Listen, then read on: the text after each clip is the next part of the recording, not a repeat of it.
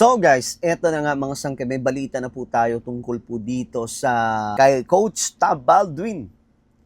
Tungkol po dito sa Ateneo coach at buong coaching staff.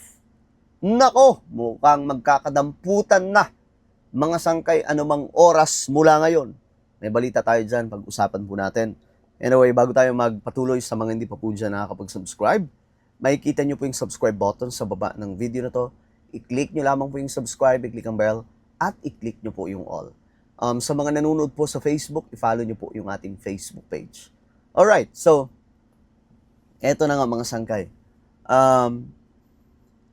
Ayon po kasi sa report, ayan po, mula po sa News 5, no? Ayon po dyan, Tab Baldwin at iba pa, inirekomendang kasuhan. Ayan na, mga sangkay. So, hindi na po sila makakalusot dito. At saka may whole departure order na po sa kanila. Bawal na po sila umalis ng ating bansa. Kailangan po nilang harapin ang kaso na to na posibleng magpakulong sa kanila. Okay? Inirekomenda ng Philippine National Police or Philippine Criminal Investigation and Detection Group ang pagsasampa ng 2 bilang ng homicide at 2 bilang ng reckless imprudence resulting in homicide laban kay resigned Ateneo men's basketball team coach Tab Baldwin at 8 iba pa. So marami sa kanila mga sangkay, buong coaching staff to, no? Sa mga nag-aabang diyan kasi alam ko may iba diyan sinasabi po nila na bakit mga coaching staff lang? Dapat kasama diyan yung mga involved pa kung mayroong involved na mga estudyante. 'Di ba? Alam ko may tinutumbok kay diyang iba eh. Pero ayun na nga po mga sangkay, hindi daw po sila kasali. Kasi nga po, ang sabi ng DILG, biktima din daw po sila. Sila daw din po ay biktima ng ginawa daw po ng coaching staff na pagdadala sa kanila doon. Kasi alam nyo, guys, tiningnan ko nga po, kasi pumunta doon yung parents ni Rene Batterbonia doon po mismo sa Aurora. Yung pinagdausan ng kanilang training. Ngayon, mga sangkay, nag-ano sila doon, nag-aalay ng bulaklak, no, para kay Rene. At nakita ko po yung hampas ng alon ng tubig. Nakakatakot-takot po talaga. Nakakatakot. Hindi ko ma-imagine bakit dinala sila doon ng Ateneo coach. Bakit sila pumayag na doon? At bakit pumapayag ang admin ang buong pamunuan ng Ateneo na doon sila magsasagawa ng ganung klaseng activity? Kasi sinabi po mismo, 'di ba, ni Yap, na matagal na pala itong ginagawa. Panahon pa nga daw po ni Norman Black eh. Matagal na po nilang naging nakasanayan po mga sangkay na doon sa Aurora ginagawa ang kanilang mga training kahit po delikadong pagdausan yun dahil po sa sobrang lakas ng alon. Kita ko mga sangkay yung alon, talagang pag nakita mo yung alon, kakabahan ka. Malalaki. Tapos kapag tumama po yun, mga sangkay, may hatak. Paano? Padagat. Kapag hindi ka marunong lumangoy, talagang yari ka. So, yun nga ang paliwanag nila, na ang malaking posibilidad na nangyari, itong si Rene ay tumulong lang kay Adely. Kasi si Adely ang hindi marunong lumangoy. Tapos nung hinahatak na si Adely siguro sa sobrang panic, yun ang reason. Kasi mabigat eh. Malaking tao yun, guys. Hindi po yung basta-basta. Hirap po hatakin nun. Kung nagpupumiglas, mahirap hatakin po yun, mga sangkay. 2 kayong malulunod. Ngayon, mga sangkay, nung hinahatak na po na rin eh, siguro kinapitan siya, mga sangkay. Kaya nga daw may mga marka yung katawan. Pero iba naman mga sangkay yung sinasabi ng iba. Ang komento ng iba, baka daw may ginawa talaga kay Rene.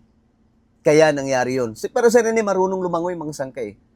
Sinabi po mismo yan ng coach nila doon sa Ateneo de Davao. Magaling si Rene Lumangoy, kahit po yung mga magulang niya. Kaya nagtataka sila paano nangyari yun. So ang possible na nangyari, niligtas po niya si Adelie, kaya nga lang, hindi kinaya dahil sa pagpupumiglas. Kaya kayo, kapag may ganyan, ulo po, yung buhok nyo po yung buhok nila yung hawakan nyo. Buhok nila yung hawakan nyo. Kasi pag hinawakan mo yung katawan nila, kapag sila ay umaano na sa tubig, masasama ka nila. Buhok. Hawakan nyo yung buhok habang lumalangoy. Tapos hinahatak nyo habang lumalangoy kayo. Kasi kapag hinawakan mo yung kamay nila, ay naku po, hindi ka na makakaligtas dyan. Parehas kayong lulubog. Okay? So, maaaring yun daw po ang dahilan, mga sangkay, no? Pero, ayun na nga, ang pinakamatindi doon, kasi hindi nag-ingat itong mga coaching staff. Dapat, nung time pa lang, na alam na nila na sobrang lakas ng tubig, hindi na po sila tumuloy. Dapat nag-announce sila, okay, may mga hindi marunong dito lumangoy. Wag na, kahit marunong ka lumangoy, delikado yung tubig. Kasi, kahit marunong ka lumangoy, mga sangkay, kung ganun yung tubig, ito ipapakita ko sa inyo. Ito, basahin ko muna bago ko ipakita yung ano na yun. Sabi dito, ni-refer ang mga kaso sa National Prosecution Service ng Department of Justice. 2 counts to, mga sangkay, ayan po. Sila Baldwin ang madadali dito, no? Ngayon, ito. Teka lang, mukhang may ano na naman Okay. Ipakita ko sa inyo yung tubig, mga sangkay, doon sa Aurora. Kasi pinuntahan ng mga magulang niya ni Rene. Eto guys, tingnan nyo po yung tubig. Ayan, yan po yung itsura, mga sangkay, no? Tingnan nyo po yung alon ng tubig. Napakadelikado po niyan, mga sangkay. Ayan po, andyan po yung mga magulang ni Rene. So, kung titingnan nyo po yung tubig, yan, tingnan nyo yung alon. Yung wave, mga sangkay, talagang delikado. Okay, tingnan natin. Napakadelikado ng tubig, mga sangkay. Ayan, Tingnan nyo yan. Ayan. So, dapat hindi na po talaga sila tumuloy doon. No? Mismo yung coaching staff, sinabi na po nila dapat na, okay, wala munang pupunta doon Pakalmahin natin yung dagat. At kung hindi kaya, balik tayo, hanap na lang tayo ng ibang lokasyon. Huwag dito, kasi delikado. So, wala, hindi nila ginawa, mga sangkay, kasi matagal na pala nilang ginagawa ito Parang tradition na po. O ngayon, kamusta yung tradition nyo? Ayun, napunta sa disaster, anak ng Tokwa. So, alam nyo, ang mensahe lang po natin sa Ateneo, kasi kinukuyog pa rin sila until now. Hanggat walang hustisyang nakakamit para kay Rene at Adelie, hindi po titigil ang mga Pilipino na kalampagin kayo. Ganun lang yun. Alright? So ano po ang inyong opinion? Mga sangkay, comment down below. Huwag niyo pong kalimutan na i-subscribe yung ating YouTube channel. Mag-iingat po ang lahat. God bless everyone.